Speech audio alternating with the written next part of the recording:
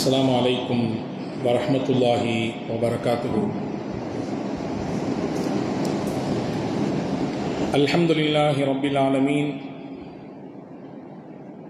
வனுஸல்லி வனுஸல்லிமு அலர் ரசூலில் கரீம் வஅலா ஆலிஹி வஅஸ்ஹாபிஹி அஜ்மஈன். قال الله تعالى في القرآن الكريم والفرقان الحميد: أعوذ بالله من الشيطان الرجيم بسم الله الرحمن الرحيم وأن المساجد لله فلا تدعوا مع الله أحدا. وقال نبينا محمد رسول الله صلى الله عليه وسلم: إن للمساجد أوتادا الملائكة جلساؤهم إن غابوا يفتقدونهم وإن مرضوا عادوهم وإن كانوا في حاجة أعانوهم. صدق رسول الله صلى الله عليه وسلم. اللهم صل على سيدنا محمد وعلى آل سيدنا محمد وأنزله المقعد المقرب عندك يوم القيامة. எல்லாம் வல்ல அல்லாஹுவின் திருப்பெயர் போற்றி துவங்குகிறேன். அன்னலம் பெருமானார் முஹம்மதுன் ஸல்லல்லாஹு அலைஹி வஸல்லம் அவர்கள் மீதும் அவர்களை பின்பற்றிய சத்திய சஹாபாக்கள், நல்லோர்கள், சுஹதாக்கள், சாலிஹீன்கள், குறிப்பாக ஜும்மாவின் அவைக்கு வருகை இருந்திருக்கிற வர இருக்கிற எல்லா மக்களின் மீதும் எல்லாம் வல்ல அல்லாஹுவின் பேரருளும் பெருங்கருணையும் என்றும் நிறைவாக வந்து சேரட்டுமாக.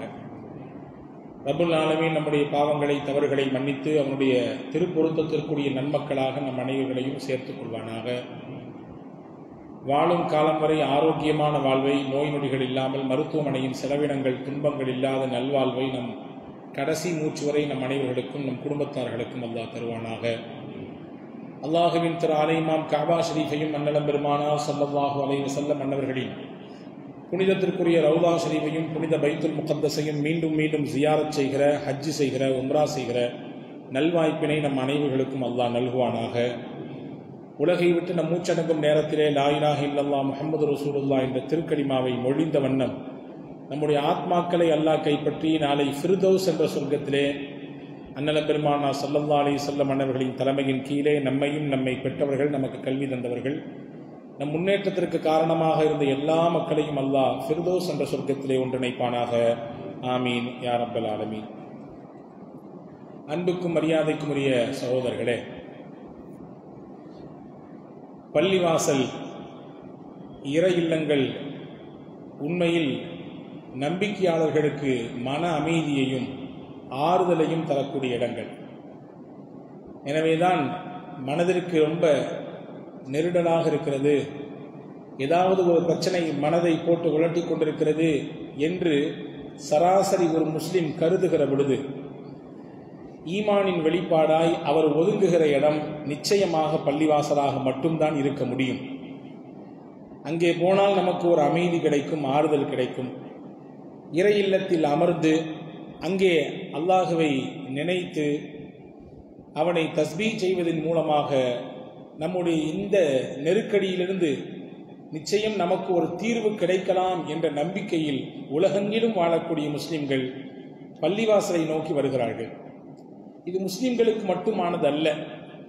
உலகத்தில் வாழுகிற பல் சமயத்தை சார்ந்தவர்கள் தங்களுடைய வழிபாட்டு தலத்தை நாடி செல்வது, தேடி செல்வது, அமைதியை தேடி, ஆறுதலை தேடி, ஒரு ஆஸ்வாசத்தை நாடித்தான் போகிறார்கள். எல்லா மதத்தினுடைய வழிபாட்டு தலங்களும் அப்படித்தான். ஆனால் இஸ்லாம் மஸ்ஜிதுகளுக்கு கொடுக்கக்கூடிய மாண்புகளை நாம் கவனத்தில் கொள்ள வேண்டும். நாம் நினைக்கிறோம் பள்ளிவாசல் என்பது நம்முடைய வீடுகளை போன்று, நாம் கட்டியிருக்கக்கூடிய பங்களாக்களை போன்று செங்கல், கல், சிமெண்ட், இன்னும் சுண்ணாம்பு சேர்ந்த கலவையினால் கட்டப்பட்ட ஒரு கட்டிடம் என்று. ஆனால் அதையும் தாண்டி ஆத்மார்த்தமான இறைவனின் தொடர்பை ஏற்படுத்தி தருகிற முக்கியத்துவமான இடம் பள்ளிவாசல் என்பதை முஸ்லிம்களுக்கு அருமை நாயகம் ஸல்லல்லாஹு அலைஹி வஸல்லம் அன்னவர்கள் சொல்லித் தந்தார்கள். எனவேதான் நபிகளின் ஹதீஸிலே இப்படி ஒன்று வந்திருக்கிறது: இன்னலில் மசாஜிதி அவுதாதா, பள்ளிவாசலுக்கென்று சில முளைக்குச்சிகளை அல்லாஹ் தேர்வு செய்திருக்கிறான். முளைக்குச்சி என்றால் என்ன என்று புரிகிறதா? ஒரு இடத்திற்கு போகிறோம், ஒரு டென்ட் அடிக்க வேண்டும். டென்ட் அடிப்பதற்கு முன்பாக முதலிலே அங்கே முளைக்குச்சியை நட்டுவார்கள். அதுதான் அந்த டென்ட்டை தாங்கி பிடிக்கக்கூடியது. அல்லாஹ்வின் தூதர் சொல்லுகிறார்கள், பாருங்கள், பள்ளிவாசலுக்கென்று சில முளைக்குச்சிகள் இருக்கிறது. நம் புரிதலுக்கு சொல்வதானால் சில தூண்கள், அவர்கள்தான் மஸ்ஜிதினுடைய தூண்களாக இருக்கிறார்கள். மஸ்ஜிதிலே ஒன்று சேர்வதை அவர்கள் பிரியப்படுகிறார்கள். பள்ளிவாசலிலே ஒன்றிணைவதை அவர்கள் ஆசிக்கிறார்கள். அவர்களுக்கு அல்லாஹ் தருகிற அந்தஸ்து, அவர்களை மலக்குமார்கள் பார்க்கிற பார்வை என்ன என்பதை நபிகள் ஸல்லல்லாஹு அலைஹி வஸல்லம் சொன்னார்கள். அல் மலாயிகத்து ஜுலஸாஉஹும், அவர்களின் கூட்டாளிகள் மலக்குமார்கள். பள்ளிவாசலில் ஒன்று சேருவதை நேசிக்கக்கூடியவர்கள், பள்ளிவாசலின் அஸ்திவாரங்களாக இருக்கக்கூடியவர்கள், பள்ளிவாசலுக்கு அடிக்கடி வந்து செல்லக்கூடியவர்களாக இருக்கக்கூடியவர்களின் கூட்டாளிகள் யார் என்றால் மலக்குமார்கள். ஒரு கூட்டாளி ஒருவர் இல்லை என்றால் இன்னொருவர் தேடுவார் இல்லையா? இவர் எங்க போனார், நம்முடைய நண்பர் இன்னைக்கு வரலையே, இன்னைக்கு முழுக்க அவரை பார்க்கவே இல்லையே என்று தேடுகிற வழக்கம் இருக்கிறது. அவருக்கு ஏதாவது பிரச்சனை என்றால் போய் நிற்கக்கூடிய, உயிர்காப்பன் தோழன் என்றானே தமிழிலே, அவருக்கு ஏதாவது ஒரு சங்கடம் என்றால் போய் நிற்கக்கூடிய ஒரு தன்மை, இதுவெல்லாம் கூட்டாளி இருக்கக்கூடிய முக்கியமான தன்மை. பாருங்கள், பள்ளிவாசலில் இருக்கக்கூடிய அந்த மக்களின் கூட்டாளி மலக்குமார்கள். இன் காபு யஃப்தகிதுனஹும், அவர்கள் எங்காவது மறைந்து போனால், ஒரு வக்துக்கு அவர்கள் பள்ளிவாசலுக்கு வரவில்லை என்றால் மலக்குகள் தேடுவார்களாம், எங்கே காணவில்லை, நம்முடைய கூட்டாளிகளை எங்கே காணவில்லை என்று மலக்குகள் தேடுவார்களாம். வஇன் மரிது அதுஹும், அவர்களுக்கு ஏதாவது நோய்வாய்ப்பட்டு விட்டால், அவர்கள் வீட்டிலே முடங்கி போய்விட்டால், அவர்களை நலம் விசாரிக்க யார் போகிறார்களோ இல்லையோ மலக்குகள் போவார்களாம். மலக்குகள் போய் அவர்களை நலம் விசாரிப்பார்களாம். அவர்களுக்கு ஏதாவது ஒரு தேவை என்று ஒரு காரியத்திலே இறங்கி அவர்கள் செயல்பட்டால் அதற்கு உதவியாளர்களாக மலக்குகள் வந்து நிற்பார்கள். இது யாருக்கு தரக்கூடிய அங்கீகாரம் என்றால், இறையில்லத்தோடு தொடர்பில் இருக்கக்கூடியவர்கள், இறையில்லத்தினுடைய முளைக்குச்சிகளாக இருக்கக்கூடியவர்களுக்கு அருமை நாயகம் ஸல்லல்லாஹு அலைஹி வஸல்லம் அவர்கள் தரக்கூடிய அங்கீகாரம் என்பதை கவனத்தில் கொள்ள வேண்டும். எனவேதான் பள்ளிவாசலில் ஒன்று கூடுவதை சஹாபாக்கள் நேசித்தார்கள். வேற ஏதாவது ஒரு இடத்துல, ஏதாவது ஒரு ரெஸ்டாரண்ட்ல, அல்லது ஏதாவது ஒரு காஃபி ஷாப்ல, அல்லது வேறு ஏதாவது ஒரு பொது இடங்களிலே ஒன்று கூடி அளவலாவிக் கொள்வதை விட மஸ்ஜிதுகளில் ஒன்று கூடுவதை சஹாபாக்கள் நேசித்தார்கள், அதை முதன்மைப்படுத்தினார்கள். ஹதீஸிலே வந்திருக்கிறது, ஸைத் இப்னு சாபித் ரலியல்லாஹு அன்ஹு அந்த ஹதீஸை அறிவிப்பு செய்கிறார்கள். அபூ ஹுரைரா ரலியல்லாஹுடைய அறிவிப்பாக பதிவாக இருக்கிறது. ஸைத் இப்னு சாபித், சையதுனா அபூ ஹுரைரா ரலியல்லாஹு அன்ஹு, இன்னொரு சஹாபி, 3 பேரும் பள்ளிவாசல்ல உட்கார்ந்து இருந்தாங்களாம். உட்கார்ந்து ஒருவருக்கொருவர் பேசிக் கொண்டிருக்கிறார்கள். அவங்க உட்கார்ந்து இருக்கிற நேரம் பார்த்து ரசூலுல்லாஹி ஸல்லல்லாஹு அலைஹி வஸல்லம் உள்ள வர்றாங்க. பேசிக்கிட்டு இருந்த 3 பேரும் நிப்பாட்டிட்டாங்க பேச்சை. நபியை பார்த்தவுடன் அப்படியே மௌனமாகி விட்டார்கள். வந்த நபி அவங்க கூட வந்து 4வது நபராக உட்கார்ந்துக்கிறாங்க. என்ன ஏதோ பேசிட்டு இருந்தீங்களே, நான் வந்தவுடனே அப்படி அமைதியாட்டீங்களா என்ன? 3 பேரும் சொன்னாங்களா, இல்ல, எங்களுக்குள்ள ஒரு சின்ன ஒரு ஒப்பந்தம், ஒருவர் துவா செய்வார், இன்னும் 2 ஆமீன் சொல்வார், மறுபடி இன்னொரு துவா செய்வார், மிச்சம் இருக்கிற 2 ஆமீன் சொல்வார். இப்படி நாங்கள் இந்த மஸ்ஜிதிலே உட்கார்ந்து இறையருளை வேண்டி அல்லாஹ்விடத்தில் எங்கள் கோரிக்கையை முன்வைத்துக் கொண்டிருக்கிறோம், வேறொன்றும் இல்லை. நல்ல விஷயம் தானே, இறையில்லத்தில் செய்ய வேண்டிய காரியம் தானே, இது ஒன்றும் மறைப்பதற்குரியது அல்லவே, செய்யுங்க, நானும் உங்களுக்காக ஆமீன் சொல்றேன்னு சொன்னாங்க. நானும் உங்களுக்காக வேண்டி ஆமீன் சொல்கிறேன், சொல்லுங்கள். இப்போ ஒரு சஹாபி துவா செஞ்சார், அவருக்காக வேண்டி நபிகளும் சேர்ந்து மற்ற 2 சஹாபாக்களும் ஆமீன் சொல்கிறார்கள். 2வது ஸைத் இப்னு சாபித் ரலியல்லாஹு அன்ஹு துவா செஞ்சாங்க, அவங்களுக்காக வேண்டி மற்ற 2 சஹாபாக்களும் நபியும் சேர்ந்து ஆமீன் சொல்கிறார்கள். 3வது தவணை அதற்கு அபூ ஹுரைரா ரலியல்லாஹுடைய முறை அது வந்த உடனே அபூ ஹுரைரா ஒத்த வார்த்தையில துவா முடிச்சுட்டாங்க, வள தொழலாம் இல்லை. அல்லாஹும்ம இன்னி அஸ்அலுக்க மா ஸஅலக ஸாஹிபய்ய வ அஸ்அலுக இல்மன் லா யுன்ஸா. யா அல்லாஹ், உன்னிடத்தில் நான் இப்படி ஒரு கோரிக்கையை பிரார்த்தனையின் வழியாக வைக்கிறேன். இதுவரை இவ்வளவு நேரம் என் 2 தோழர்களும் நண்பர்களும் என்னெல்லாம் கேட்டாங்களோ அதை எல்லாத்தையும் எனக்கு கொடுத்துரு. அவங்க என்னெல்லாம் கேட்கிறாங்களோ அதை எல்லாத்தையும் எனக்கு கொடுத்துரு. அதோடு சேர்த்து எக்ஸ்ட்ரா நான் ஒன்று கேட்கிறேன், இல்மன் லா யுன்ஸா, மறக்காத கல்வி ஞானத்தை எனக்கு கொடு. நான் என்ன படித்தாலும் மறக்கக்கூடாது, என் மனதிலே ஆள் மனதிலே பதிந்து விட வேண்டும். மறக்காத கல்வி ஞானத்தை கொடு. இன்னைக்கு மறதி என்பது ஒரு தேசிய நோயாக மாறி போனது, அது வேற விஷயம். நல்ல விஷயத்தை மறக்குதல் ஆகாது. நல்ல விஷயங்களை உள்வாங்கிக் கொண்டு அது மனதிலே தேக்கி வைக்க வேண்டும். மறக்காத கல்வி ஞானத்தை கொடு என்று கேட்டார்கள். உடனே ரசூலுல்லாஹ் சேர்ந்து ஆமீன் சொன்னாங்க. மற்ற 2 சஹாபாக்கள் மறுபடியும் யார சொல்ல, மறுபடியும் நாங்க துவா செய்யறோம். என்ன துவா செய்ய போறீங்க? அபூ ஹுரைரா கேட்ட அதே துவா, வ இல்மன் லா யுன்சா, மறக்காத கல்வி எங்களுக்கும் கொடுக்க வேண்டும் என்று. அப்ப ரசூலுல்லாஹ் சொன்னாங்க, சபகக பிஹா அல் குலாமு தௌசி, இந்த தௌஸ் என்ற குடும்பத்தை சேர்ந்த கோத்திரத்தை சேர்ந்த அபூ ஹுரைரா இந்த விஷயத்திலே உங்களை விட சமயோஜிதமாக முந்திக் கொண்டு அதி அற்புதமான பிரார்த்தனை செய்து விட்டால் அந்த சிறப்பும் அந்த சிறப்பு குணமும் அந்த தன்மையும் அல்லாஹ் அவருக்கு தனிப்பட்ட முறையிலே கொடுத்து விடுவான் என்றார்கள் பெருமானார் ஸல்லல்லாஹு அலைஹி வஸல்லம். இந்த ஹதீஸ் நமக்கு சொல்லித் தருகிற நிறைய பாடங்கள் இருக்கிறது. எப்படி துஆ செய்யணும் அல்லாஹ்ட்ட, எந்த மாதிரியான விஷயங்களை கேட்கணும். ஒண்ணு, இதிலே நாம் கவனிக்க வேண்டிய கூடுதல் செய்தி என்னவென்றால், அவர்கள் கூட்டாக சேர்ந்தாலே மஸ்ஜிதில் சேர்கிறார்கள். ஏதாவது ஒரு கோரிக்கை வைக்க வேண்டும், ஏதாவது ஒரு தேவையை பகிர்ந்து கொள்ள வேண்டும். எனக்கு இந்த மாதிரியான பிரச்சனை, உனக்கு இந்த மாதிரியான சங்கடம், இந்த மாதிரியான நெருக்கடி என்பதை பகிர்ந்து பேசுகிற இடம் பள்ளிவாசலாக இருந்தது. அல்லாஹ்விடத்திலே அவர்கள் முறையிட்டார்கள் என்பதாக நாம் இங்கே பார்க்கிறோம். எனவேதான் பள்ளிவாசல் என்பது இறை நம்பிக்கையாளரின் இதய பகுதி. அது பள்ளிவாசல் என்பதன் ஆரம்பத்திலே சொன்னேனே, வெறும் அது கட்டிடம் அல்ல, நம்மை ரப்போடு இணைத்து வைக்கக்கூடிய அதி அற்புதமான ஒரு இடம் அது. எனவேதான் பள்ளிவாசலுக்கு மரியாதை செய்ய வேண்டும் என்பதை மார்க்கம் கற்றுத்தருகிறது. பள்ளிவாசலில் எப்படி நடந்து கொள்ள வேண்டும் என்பதை மார்க்கம் கற்றுத்தருகிறது. ஏன்னா பள்ளிவாசலோடு தொடர்பில் இருக்கிற அனைத்துமே சிறப்பிற்குரியதாக மாறுகிறது. பாருங்கள், ஸல்லல்லாஹு அலைஹி வஸல்லம் சொன்னதாக சய்யிதனா அனஸ் இப்னு மாலிக் ரலியல்லாஹு சொல்றாங்க, நாளை மறுமையிலே அல்லாஹு தஆலா சொல்வானாம், இன்னல்லாஹ லயுனாதி யௌமல் கியாமா, மறுமையிலே அல்லாஹ் அழைப்பான். எப்படி அழைப்பான்? ஐன ஜீரானி, ஐன ஜீரானி, என் அண்டை வீட்டுக்காரனை எங்கே, என்னுடைய பக்கத்து வீட்டுக்காரனை எங்கே என்று அல்லாஹ் கேட்பானா. நான் கேட்டா சரி, நீங்க கேட்டா சரி, நம்ம எல்லாத்துக்கும் பக்கத்து வீட்டுக்காரங்க இருக்கிறாங்க, நெய்பர்ஸ் இருக்கிறாங்க. அல்லாஹ் கேட்பானாம், என்னுடைய அண்டை வீட்டுக்காரரை எங்கே, என்னுடைய பக்கத்து வீட்டுக்காரரை எங்கே. மலக்குகள் கேட்பாங்களாம், யா அல்லாஹ், உனக்கு அண்டை வீட்டுக்காரராக வருவதற்கு யாருக்குத்தான் தகுதி இருக்கிறது?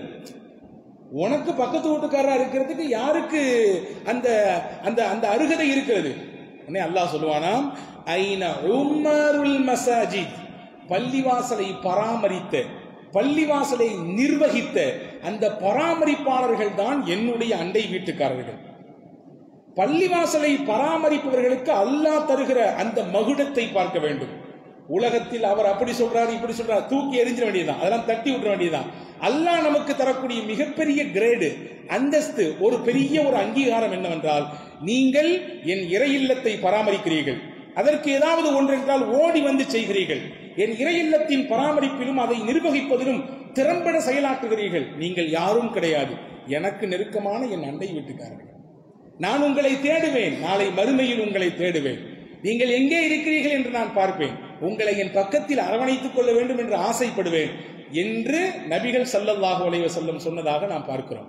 வேற ஏதாவது ஒரு கம்பெனியவோ அல்லது வேற ஏதாவது நல்ல பணம் புழங்கக்கூடிய இடத்தையோ நிர்வகிப்பவரை பார்த்து அல்லது வேறு ஏதாவது விஷயங்களை நிர்வகிப்பவர்களை பார்த்து இந்த ஒரு அங்கீகாரத்தை அல்லாஹ் சொல்லவில்லை. இறை இல்லத்தை பராமரிப்பவர்களுக்கு அல்லாஹ் கொடுக்கக்கூடிய அங்கீகாரம். எனவேதான் இறையில்ல பணியாளர்கள், இறையில்ல பராமரிப்பாளர்களுக்கு என்று ஒரு சில பாயிண்ட்ஸை அல்லாஹ் குர்ஆனிலே வைத்தான். இந்தந்த பாயிண்ட்ஸ் எல்லாம் அவர்களுக்கு இருக்க வேண்டும், இந்தந்த தன்மைகள் எல்லாம் அவர்களுக்கு இருக்க வேண்டும். இன்னமா யஅமுரு மசாஜிதல்லாஹ், இறை இல்லத்தை பராமரிக்கக்கூடியவர்கள் எப்படி இருக்க வேண்டும்? மன் ஆமன பில்லாஹி வல் யௌமில் ஆகிர், அல்லாஹ்வை நம்ப வேண்டும், மறுமை நாளை நம்ப வேண்டும். வ அகாமஸ் ஸலா, மூணாவது அல்லாஹ் சொல்கிறான், தொழுகையை நிலைநாட்ட வேண்டும். வ ஆத ஸக்கா, ஜகாத்தை முறைப்படி பேணி கொடுக்க வேண்டும். அஞ்சாவது முக்கியமான பாயிண்ட், இறையில்ல பராமரிப்பாளர்களின் முக்கிய பாயிண்ட்ஸ் அல்லாஹ் சொல்றான், வலம் யக்ஷ இல்லல்லாஹ், அல்லாஹ்வை தவிர்த்து வேறு யாருக்கும் பயப்படக்கூடாது. அவங்க அல்லாஹ்வுக்கு மட்டும் அவர்கள் பயப்பட வேண்டும். அவர் இதை சொல்லி விடுவாரோ, இவர் இப்படி பேசி விடுவாரோ, இப்படி ஆகிவிடும், எந்த கான்செப்டும் வேண்டாம், எந்த எண்ணமும் உங்களுக்கு வேண்டாம். நீங்கள் வகிக்கும் பொறுப்பு பதவி என்பது மேலானது, அல்லாஹ் உங்களுக்கு தந்தது. எனவே உங்கள் ஆள் மனதில் இருக்க வேண்டிய எண்ணம் இறையச்சம், அவ்வளவுதான். இதை அளவுகோலாக வைத்து நீங்கள் இந்த பணியை செவ்வனே செய்யுங்கள். சிறப்புடன் செய்யுங்கள், இறை உதவி உங்களோடு சேர்ந்திருக்கும் என்று அல்லாஹ் சொன்னார். அன்புக்குரியவர்களே, பள்ளிவாசலை பராமரிப்பவர்களை பார்த்து என்னுடைய பக்கத்து வீட்டுக்காரர் என்கிறான் அல்லாஹ். அடுத்து வாருங்கள், பள்ளிவாசலுக்கு நீங்கள் நடந்து வருகிறீர்கள், உங்கள் தேவைக்கு எத்தனையோ நடை நீங்கள் நடந்திருப்பீர்கள், கால் கடுக்க நடந்திருப்பீர்கள், கால் கடுக்க நின்றிருப்பீர்கள். ஆனால் இறை இல்லத்தை நோக்கி நீங்கள் நடந்து வந்தால் ஒவ்வொரு அடிக்கும் நன்மையை அல்லாஹ் தருகிறான், ஒவ்வொரு எட்டுக்கும் நன்மையை தருகிறான். பெருமானார் ஸல்லல்லாஹு அலைஹி வஸல்லம் சொன்னார்கள், பள்ளிவாசலுக்கு நீங்கள் எடுத்து வைக்கும் ஒவ்வொரு எட்டிலும் ஒரு நன்மை உங்களுக்கு எழுதப்படும், ஒரு பாவம் உங்களிடத்திலிருந்து அடிக்கப்படும். இப்படி ஒரு செய்தி வந்திருக்கிறது ஹதீஸிலே, பஷ்ஷிரில் மஷாஈன ஃபித் துலம் இலல் மசாஜித் பின் நூரி தாமி யௌமல் கியாமா. அதிகாலை இருள் சூழ்ந்திருக்கிற நேரம், அந்த நேரத்தில் ஒரு தொழுகை உண்டு, அந்த தொழுகைக்கு பெயர் தான் ஃபஜர். அந்த இருள் சூழ்ந்த நேரத்திலே பள்ளிவாசலுக்கு ஒருவர் இருட்டிலே நடந்து இறை இல்லத்தில் வணங்க வேண்டும் என்ற எண்ணத்தில் வருகிறார். ரசூலுல்லாஹ் சொன்னாங்க, இருட்டில் நடந்து வந்த இவருக்கு அல்லாஹ் நாளை மறுமையிலே தன் பேரொளியை கொடுப்பான், தன் பேரொளியை கொடுப்பான். வேற எந்த நோக்கத்துக்கும் வரல, அல்லாஹ்வை இபாதத் செய்யணும், நிக்கணும், தொழணும், கொஞ்ச நேரம் நான் நிம்மதியாக அல்லாஹ்வை வணங்க வேண்டும் என்ற எண்ணத்தில் நடந்து வந்தார் பள்ளிக்கு. அல்லாஹ் சொன்னான், நாளைக்கு இவருக்கு தன் பேரொளியை கொடுத்து அழகு பார்ப்பான் என்றார்கள் பூமான் நபி ஸல்லல்லாஹு அலைஹி வஸல்லம். பக்கத்தில், பள்ளிக்கு பக்கத்தில் வீடு கிடைத்தால் நல்லது என்று நாம் நினைக்கிறோம். அருமை நாயகம் ஸல்லல்லாஹு அலைஹி வஸல்லம் சொன்னாங்க, உங்க பள்ளிவாசலுக்கும் உங்க வீடுக்கும் கொஞ்சம் தூரம் இருந்தா நல்லது, கொஞ்சம் தூரம் இருந்தால் நல்லது. அப்படி என்றால் வீட்டை பக்கத்திலே வைத்தவர்கள் என்றால் அபாக்கியசாலிகளா கிடையாது. கூடுதல் சிறப்பை நமக்கு சொல்லித் தருகிறார்கள். கொஞ்சம் தூரம் இருந்தால் நீங்கள் கூட 4 எட்டு எடுத்து வச்சு நடப்பீங்க. அப்படி நடக்கிற பொழுது ஒவ்வொரு எட்டுக்குமான நன்மையை உங்களால் பெற முடியும் என்று நபிகள் ஸல்லல்லாஹு அலைஹி வஸல்லம் சொல்லித் தருகிறார்கள். 2, பள்ளிவாசலை கட்டி கொடுத்தால், பள்ளிவாசலுக்கான செலவினங்களிலே கொஞ்சம் நாம் பங்கெடுத்துக் கொண்டால் அல்லாஹ் நமக்கு தரக்கூடிய கூலி என்ன தெரியுமா? எவர் பள்ளிவாசலுக்காக வேண்டி ஒரு செங்கல் வாங்கி தருகிறாரோ, அல்லது சிறிதோ பெரிதோ ஏதோ அதை கட்டுமான பணியிலே, அதை மராமத்து பணி செய்யக்கூடிய பணியிலே தன்னுடைய பொருளாதாரத்தை போடுகிறாரோ, பெருமானா சொன்னார்கள், அதற்கு பகரமாக நாளை மறுமையிலே அல்லாஹ் அவருக்கு ஒரு வீட்டை கொடுப்பான் சொர்க்கத்தில். இங்க ஒரு வீடு வாங்குறதே படாத பாடா இருக்குது. மேலகீழ போய் நாம் துடித்து போகிறோம். பல நேரங்களில் எத்தனையோ லட்சக்கணக்கான நபர்களின் கனவு ஒரு சொந்த வீடு வாங்கிவிட வேண்டும் என்பது இல்லையா? வருடக்கணக்கில் தலைமுறையாக வாடகை வீட்டில் வாழ்பவர்களிடத்தில் போய் கேளுங்கள், உங்கள் ஆசை என்ன? எப்படியாவது மௌத்துக்கு முன்னாடி ஒரு சொந்த வீட்டை வாங்கி அதுல ஒரு 2 நாளாவது இருந்துட்டு போயிடணும். அல்லாஹ் சொல்லுகிறான், உங்களுக்கு சொந்த வீடு சொர்க்கத்தில் வேண்டும் என்றால் இங்கே பள்ளிவாசலான அல்லாஹுவின் வீட்டுக்கு நீங்கள் உதவியாளராக இருங்கள்.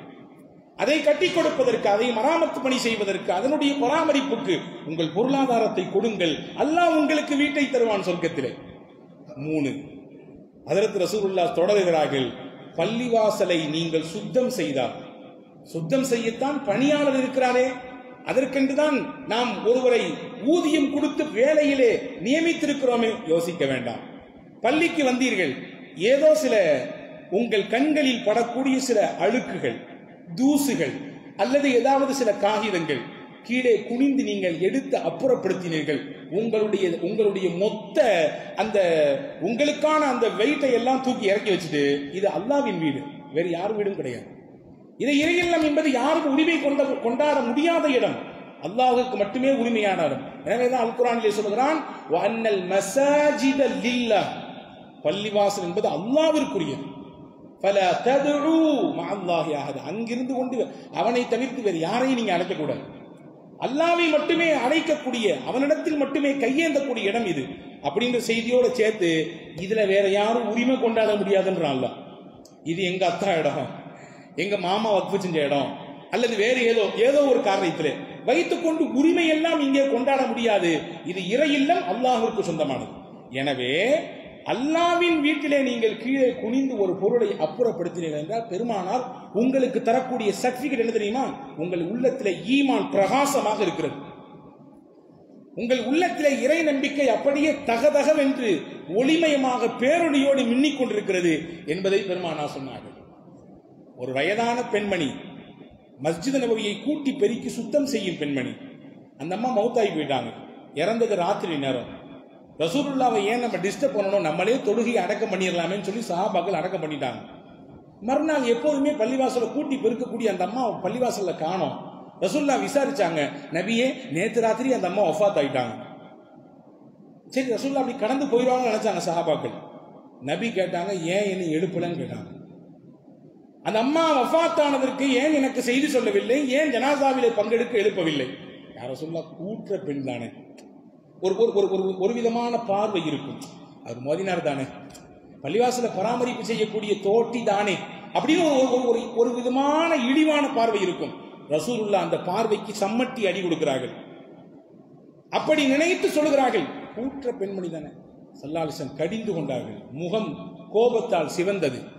தல்லூனி அலா கப்ரிஹா, எங்கே அடக்கம் செய்திருக்கிறீர்கள் அந்த இடத்தை காட்டுங்க நாங்க. ஸல்லல்லாஹு அலைஹி வஸல்லம் இடத்தம் காட்டப்பட்டது. ரசூலுல்லாஹ் அங்கு போய் ஒருத்தர் குழிக்குள்ள ஜனாசா முடிஞ்சு தொழுகையெல்லாம் முடிஞ்சு நல்லடக்கம் செய்யப்பட்டதற்கு பிறகு அந்த கபருக்கு மேல நின்று பக்கத்துல இருந்து அந்த பெண்மணிக்காண்டி துவா செய்து தொலை வைத்தார்கள். அவர்களுக்காக மன்னிப்புக்காக அல்லாஹ்ட்ட மன்றாடினாங்கன்னா அது அந்த பெண்ணுக்கு இருக்கிற தனிச்சிறப்பு அல்ல, அந்த பெண் செய்த வேலைக்கு அல்லாஹ்வின் தூதர் கொடுக்கிற மரியாதை. இத்தனை ஆண்டுகள் மஸ்ஜிதை கூட்டி பெருக்கினார்கள், மஸ்ஜிதுக்காக வேண்டி தொடப்பத்தை கையில் ஏந்தினார்கள், மஸ்ஜிதிற்காக வேண்டி வந்து அவர்கள் சுத்தம் செய்து கொடுத்தார்கள். இதற்கு அல்லாஹ் கொடுக்கிற மரியாதை, அவனுடைய நேரடி மன்னிப்பை இந்த பெண்ணுக்கு வழங்க வேண்டும். எனவேதான் நான் நேரடியாக களத்துக்கு வந்துட்டேன் நாங்க சொன்னாங்க.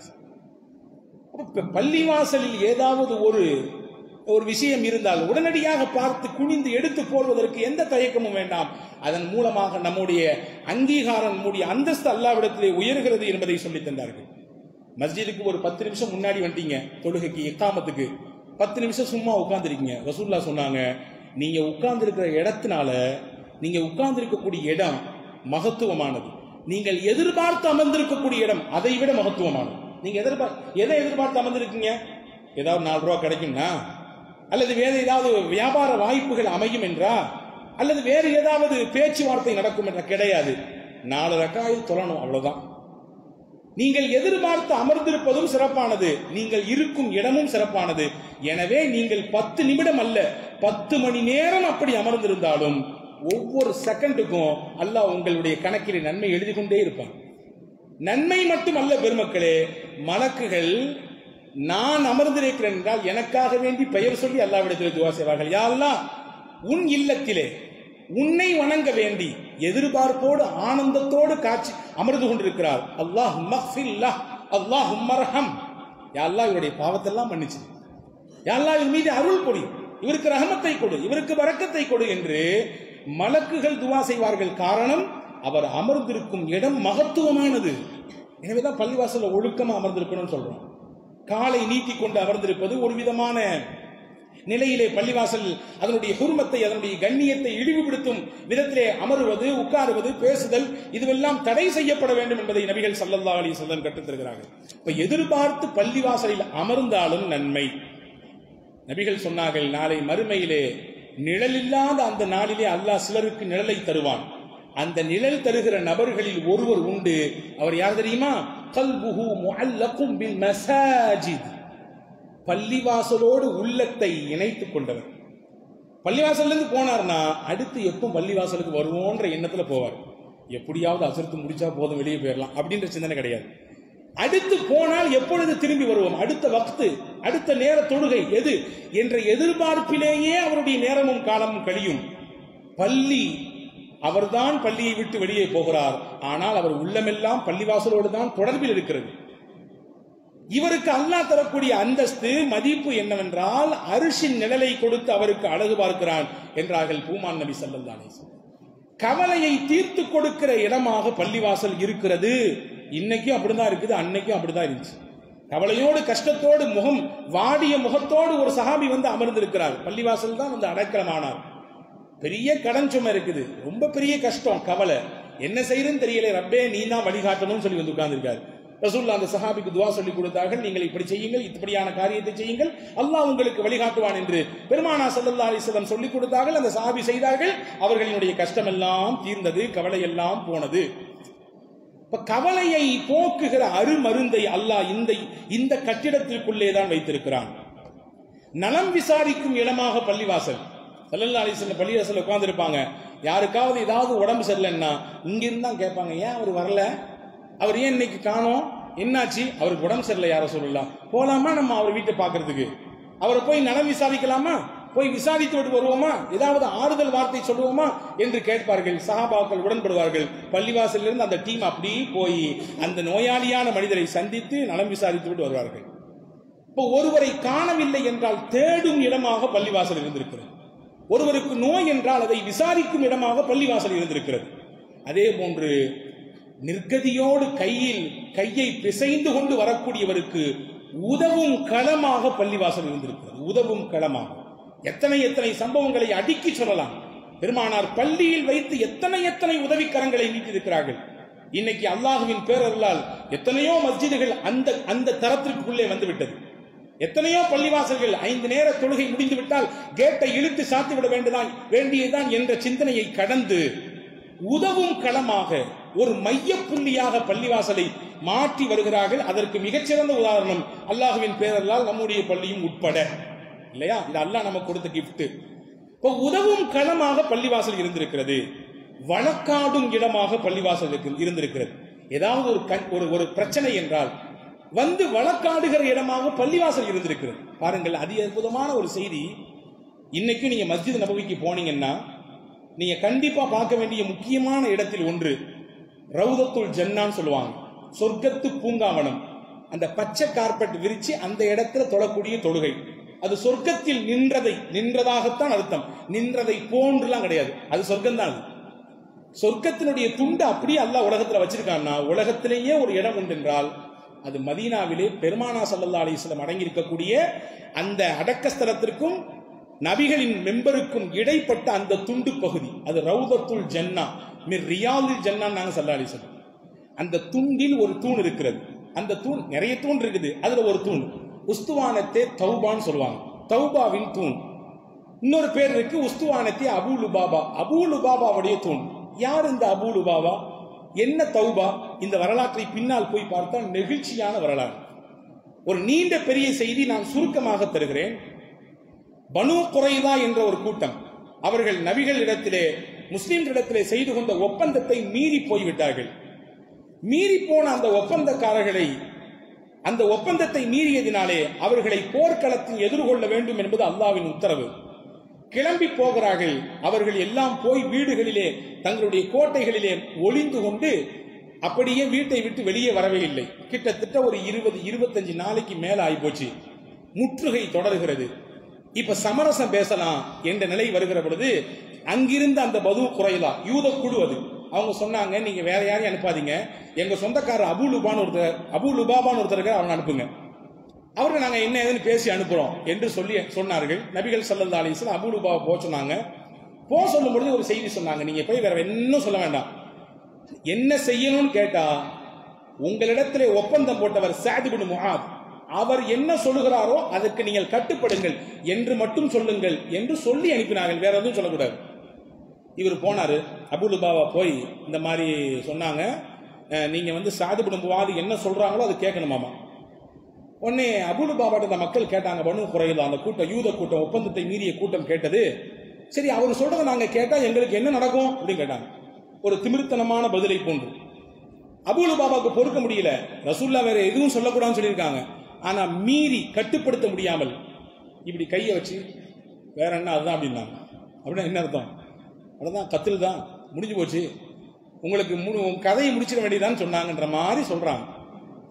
சொன்னதுக்கு பிறகுதான் அவருக்கு ஒரு யோசனை, ஆஹா நபி சொல்லாத ஒரு விஷயத்தை சொல்லிட்டோமே, கட்டுப்படுங்கள் என்று மட்டும்தான் சொல்ல சொன்னாங்க, நாங்க இப்படி சொல்லி அவரை பயன்படுத்திட்டோமே, அவங்களுக்கு ஒரு அச்சத்தை ஏற்படுத்திட்டோமே, தேவையில்லாத ஒரு குழப்பம் ஏற்படுவதற்கு காரணமாக போச்சுன்னு சொல்லி பயந்து நேர ஓடியாந்து மஸ்ஜித் நபவியில ஒரு தூண்ல கயிறை கொண்டு வந்து தன்னையே கட்டிக்கிட்டாரு. கை காலு எல்லாத்தையும் கட்டிப்படி சொன்னாரு, நான் அவுக்க மாட்டேன், நான் சாப்பிட மாட்டேன், நான் தண்ணி குடிக்க மாட்டேன், இங்கேயே கிடப்பேன். அல்லாஹ்வும் ரசூலும் இந்த விஷயத்தில் எனக்கு மன்னிப்பு கொடுக்கும் வரை, அல்லாஹ்வும் ரசூலும் என்னை மன்னிக்காத வரை நான் இதிலிருந்து அவிழ்த்துக் கொள்ள மாட்டேன், சாப்பிட மாட்டேன், குடிக்க மாட்டேன் என்று சொல்லி அவரே தனக்குத்தானே அந்த ஒரு விஷயத்தை ஏற்படுத்திக் கொண்டார்.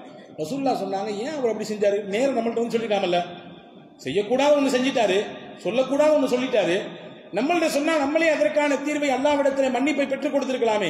சரி, நம்மை விட அல்லாஹ்வை நாடி விட்டார், அவனே தீர்வை திரட்டும். நபி சொன்னாங்க, அவனே தீர்வை திரட்டும்.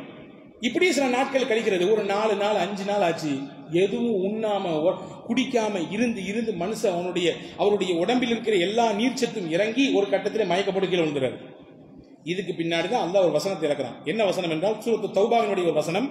இன்னம தௌபத்து அலல்லாஹி லில்லதீன யஅமலுன ஸூஅ பிஜஹாலத்தின் ஸும்ம யதூபுன மின் கரீபின் ஃபஉலாயிக யதூபுல்லாஹு அலைஹிம். எவர் ஒருவர் அறியாமையினால் ஒரு பாவம் செய்துவிட்டு தான் செய்தது பாவம்தான் என்பதை நினைத்து வருந்தி அல்லாஹ்விடத்திலே தௌபா கேட்கிறாரோ அல்லாஹ் அவருடைய பாவத்தை மன்னித்து விடுவான். இது ஒரு ஜெனரலான ஆயத்து தான். ஆனாலும் கூட இது அவர் விஷயத்தில் இறக்கப்பட்ட ஆயத்து தான். எல்லாத்துக்குமே பொருந்தும். எல்லாரும் பாவம் செய்யறோம், எல்லாம் தப்பு செய்யறோம். ஒரு கட்டத்தில் திருந்தி மனம் வருந்தி நான் செய்யறதுதான் தப்பு ரப்பே, இத்தனை வருஷம் அப்படி பண்ணிட்டேன், நீ மன்னிச்சு தான் ஆகணும் என்னைய என்று தௌபா செய்து விட்டால் நம்மை மன்னிக்க மாட்டான் அல்லாஹ், நிச்சயம் மன்னிப்பான். ஒரு சொன்ன உடனே இந்த வசனம் இறங்கிடுச்சு.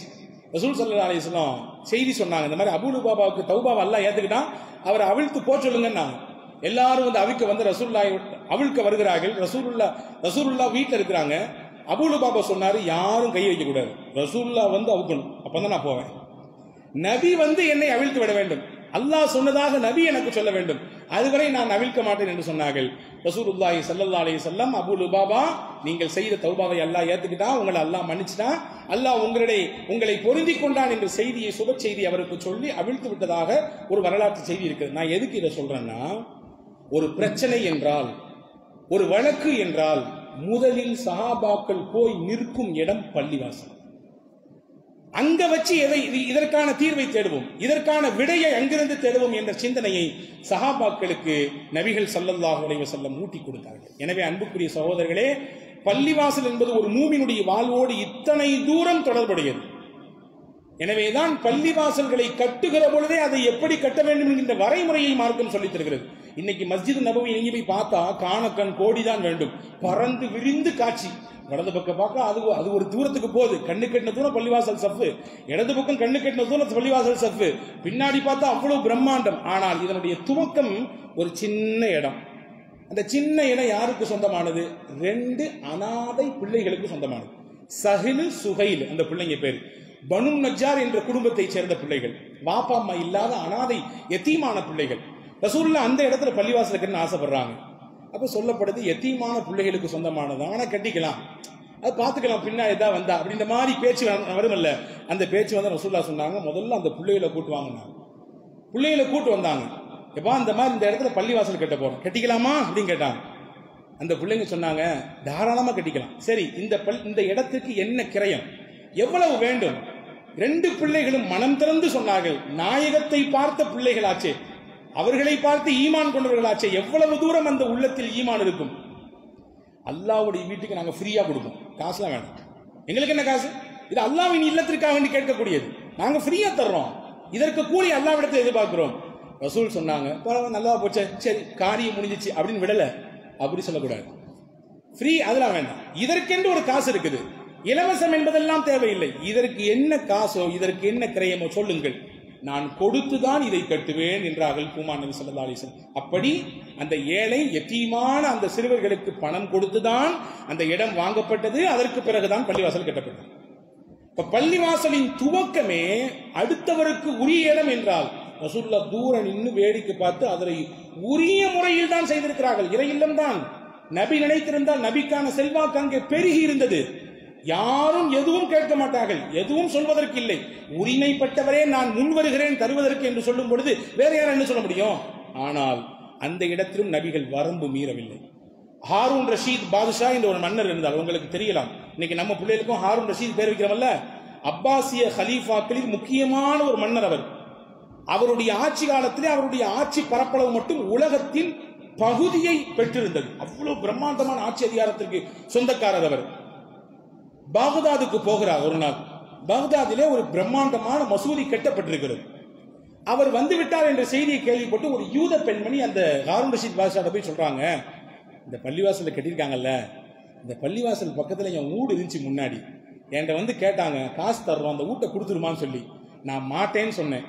எப்படியோ பேசி மொழிவி என்னை சம்மதிக்க வைத்து 2 மடங்கு காசை கொடுத்து என் வீட்டை வாங்கிட்டாங்க. எங்க அப்பா, எங்க தாதா, எங்க குடும்பம் எல்லாம் வாழ்ந்த இடம் அது. இன்னைக்கும் அந்த இடத்தை பார்க்கும் போதெல்லாம் என் மனசு அப்படியே ஈர்க்குது. எல்லாத்துக்கும் இருக்கும், பிறந்த இடம், வளர்ந்த இடம், வாப்பா அம்மா வாழ்ந்த இடம், நம்முடைய மூதாதைகள் வாழ்ந்த இடம். அதை பார்க்கிற பொழுது, அங்கே போகிற பொழுது ஒரு அமைதியும் ஒரு ஆனந்தமும் ஏற்படுகிறது. இது மனிதனின் இயல்பு. அது அந்த அம்மா சொன்ன உடனே ஸல்லல்லாஹு அலைஹி வஸல்லமின் வழியிலே வந்தவர்களாயிட்டே, ஒரு நீதம் மிகுந்த ஆட்சியாளர் ஆயிடுச்சு. உடனே கட்டளை போட்டாங்க. ஹாரூன் ரஷீத் பாதுஷா, உலகத்தின் பகுதி ஆட்சிக்கு சொந்தக்கார அதிபதி சொல்லுகிறார், கேளுங்கள், பள்ளிவாசலை இடித்து விட்டு அந்த பெண்ணுக்குரிய இடத்தை கொடுங்கள் என்று. 2 மடங்கு காசு கூட கொடுத்திருந்தாங்க. அந்த இடத்துக்குரிய காசை விட 2 மடங்கு அதிகம். ஆனா காசை 1 பைசா திரும்பி வாங்க கூடாது சொன்னாங்க. இந்த பெண்ணுக்கு ஏற்பட்ட மன உளைத்தலுக்கு நீங்கள் கொடுக்கக்கூடிய கூலி அது திரும்பி வாங்க கூடாது. எப்படி அந்த அம்மா வீடு கட்டி கேட்கிறாங்க அந்த மாதிரி கட்டி கொடுக்கணும். ஜாமியா மஸ்ஜித் பிரம்மாண்டமான பள்ளி, இடித்து தள்ள வேண்டும், அதனுடைய ஒரு பாகம் இடிக்கப்பட வேண்டும், அது அடுத்தவர்களுக்கு சேர வேண்டியது. அடுத்தவரின் மனக்குமுறலோடு ஒரு பள்ளிவாசல் எழுந்தால், அந்த இடத்தில் இறைவனை நினைப்பதற்குரிய ஒரு கூட்டம் கூடினால் அங்கே நிம்மதி கிடைக்காது, அங்கே ஆனந்தம் பிறக்காது என்றார்கள் ஹாரூன் ரஷீத். இதுதான் இஸ்லாமிய பண்பு, கலாச்சாரம். எந்த சமயமாக இருந்தாலும் சரி, அடுத்தவர்களுக்குரிய இடம் என்றால் அங்கே கை வைக்க கூடாது என்பதை ஆண்டாண்டு காலமாக, தலைமுறை தலைமுறையாக நாயகம் தொட்டு நல்லோர்கள் வரை நமக்கு சொல்லிக் கொடுத்த பாடம் இது. அன்பர்களே, எனவேதான் மஸ்ஜிதை இழக்கிற பொழுது முஸ்லிமின் உள்ளம் அப்படியே குமுறுகிறது. இன்னைக்கு பலஸ்தீனத்திலே இத்தனை மாதம் அந்த மக்கள் உயிரை கொடுத்து ஏன் போராடுறாங்க? தான் சொந்த வீட்டுக்காண்டியா, நிம்மதியா அங்க வாழன்றதுக்காண்டியா? ஒரே ஒரு காரணம், மஸ்ஜிதுல் அக்ஸாவை மீட்டெடுக்கணும், அவ்வளவுதான். அங்கே அவர்களின் கையிலே சிக்கி இருக்கக்கூடிய பள்ளிவாசல் இறை இல்லம் இது, அல்லாஹ்வை சஜ்தா செய்கிற இடம் இது. இங்கே நிம்மதி வேண்டும், இங்கே ஆறுதல் வேண்டும். இந்த எண்ணத்தோடு தான் இங்கேயும் பல ஆண்டுகள் போராடினோம் பாபரி மஸ்ஜிதிற்கு. ஆனால் நிலை, தங்களிடத்திலே கையில் அதிகாரம், ஆட்சி எல்லாம் இருக்கிறது என்ற உச்ச வரம்பிலே ஒரு சமூகம் நினைத்த, ஒரு சமூகம் வணங்கி வந்த ஒரு இடத்தை அப்படியே அபகரித்து விட்டு இன்னைக்கு வேற வேற மாதிரிலாம் மாறுது. ஒரு செய்தியை மட்டும் சொல்லிக்கிறேன். நம்முடைய வீட்டை இழந்தால் நாம் சத்தமிடுவோம், வீட்டிலே வாசலிலே இறங்கி குரல் கொடுப்போம், நாம் யார் யாரையெல்லாம் கூப்பிட முடியுமோ கூப்பிட்டு உதவி தேடுவோம். இப்பொழுது நாம் இழந்திருக்கக்கூடிய இடம் அல்லாஹுவின் இடம், அல்லாஹுவின் இல்லம். அது காபாவை இடிக்க வேண்டிய ஆபரஹா வந்தான். வருகிற நேரத்திலே ஒட்டகங்களை பிடித்து வைத்துக் கொண்டான். ஒட்டகங்கள் அப்துல் முத்தலிபுக்கு சொந்தம். அப்துல் முத்தலிப் வந்து ஆபரஹாவிடத்துல என் ஒட்டகத்தை தான் கேட்டாரு.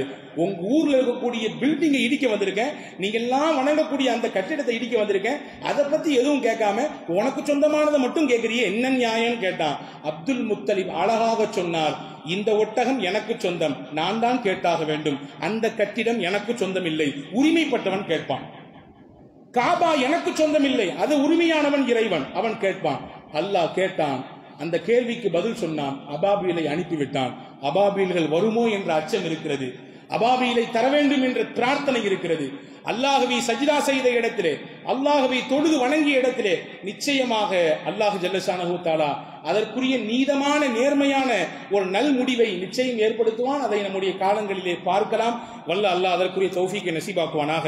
ஆமீன். வாஹிர் தாவான் அல்ஹம்துலில்லாஹி ரப்பில் ஆலமீன். அஸ்ஸலாமு அலைக்கும் வரஹ்மத்துல்லாஹி வபரகாத்துஹு.